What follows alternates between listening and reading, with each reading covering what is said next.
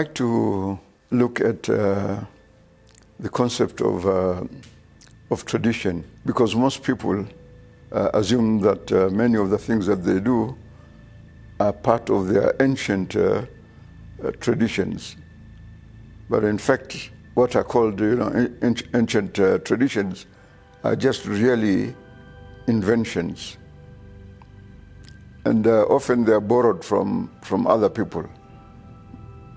But they end up claiming these traditions as their own original inventions. One of the most well-known examples are the use of this design called tartan, T-A-R-T-A-N, tartan. Whenever you mention tartan, anybody who knows anything about this word would know that it is with the pattern associated with the Scottish people.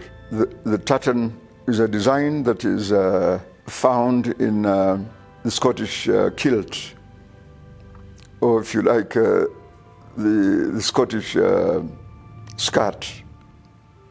But the kilt is a design that is only worn by men, and only a few women put on this kilt. But the design has spread, and it has attracted so many other cultures that, for example, in Kenya, we assume that the tartan is actually a Maasai invention. But in fact, it isn't. The Maasai must have stumbled into it, liked it, and adopted it. And now we talk of the Maasai design, which in essence really is a Scottish design. And in fact, it's not only the Maasai, but there are also, for example, Korean tartan, or the Korean design. And many other cultures have adopted that. When we talk of a tradition, it doesn't necessarily mean that these traditions come all the way from Nabi Adam, of Prophet Adam, but it's something that is just made up by people in order to give themselves distinct value or distinct identity. And there's a very interesting article by two professors. The article is entitled "The Invention of Tradition." So, for example, if you look at the current British monarchy, the impression that one has is that this is a very old monarchy. Queen Elizabeth goes very far back. But in fact, in reality, her line of descent, in fact, just happened because her uncle, according to the laws at the time, forbade a British monarch from marrying or even falling in love with a non-British person. So he was so much in love with an American lady that he decided to abandon, the kingship in order to be with this lady, loyalty to that lady. And that is how the current line of monarchy came about. So they are not as old or as ancient as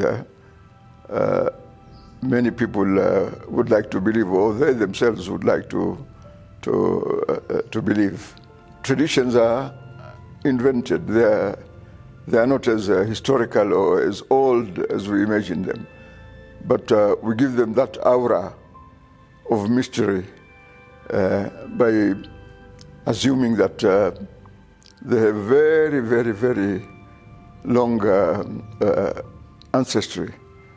So as I said, for example, the Maasai design, the Maasai tartan is derived actually from the from the Scottish tartan, and other traditions also, as we noted earlier, like the Koreans also have their own tartan, and anybody can claim this design. People create myths about their traditions in order to distinguish themselves from other people.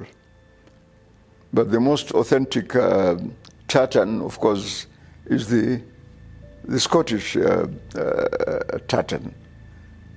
And there are many other examples of other traditions. For example, in Latin America, when the Spaniards, the Portuguese, colonized that part of the world, the tradition was to bring governors, from Europe, because it was assumed that those white people who were born in these colonies, had been somehow been tainted by their interaction with the natives. So they made sure that they brought what we would call, authentic Europeans, of course, authentic in quotes, in order to hold these positions here. And then, of course, those whites who were born in these parts of the world began to resent that because they were bypassed. And these positions were given to what they considered to be less legitimate people. They came together and opposed that tradition and established their own tradition. So this just all goes on to show that what we call traditions are really things that are just made up by groups of people in order to distinguish themselves from others, or to give themselves a distinct identity. And then sometimes, it becomes so much ingrained, like we here in East Africa assume that the Maasais were the inventors of the tartan, because it is so much part of their artistic tradition, so much part of their life, and we outsiders reinforce the perception that these tartans are actually originally Maasai, but in fact they really have nothing to do with the Maasai, but something that was admired and then copied and then institutionalized within this culture. And there are other examples, but these are two good examples of what traditions are, that they are artificial, they are invented, and they have no basis really in reality. But over time, people subscribe, to the views that certain things belong to certain groups. Then, of course, they become part of the cultural legacy of societies. They can be claimed as universal. And the tartan is an excellent example of this. The concept of the invention of tradition was articulated by two leading intellectuals, Eric Hobsbawm and Terence Ranger. One is, Hobsbawm is an eminent Marxist historian, and Terence Ranger is an eminent Rhodesian historian too. So they were the ones who articulated this concept of the invention of tradition, that people invent traditions and pretend that these are very, very old, that they come from very long time. But in reality, in fact, these are just traditions that are invented. And if you look at them deeply, you find that they just came the other day. And Terence Ranger was a professor of African history at Oxford, and also taught at the University of Dar es Salaam for a long time. Although his ancestry is from Zimbabwe, or what was then Rhodesian. So he was, because of his opposition to apartheid there, he had to go into exile and ended up in Britain.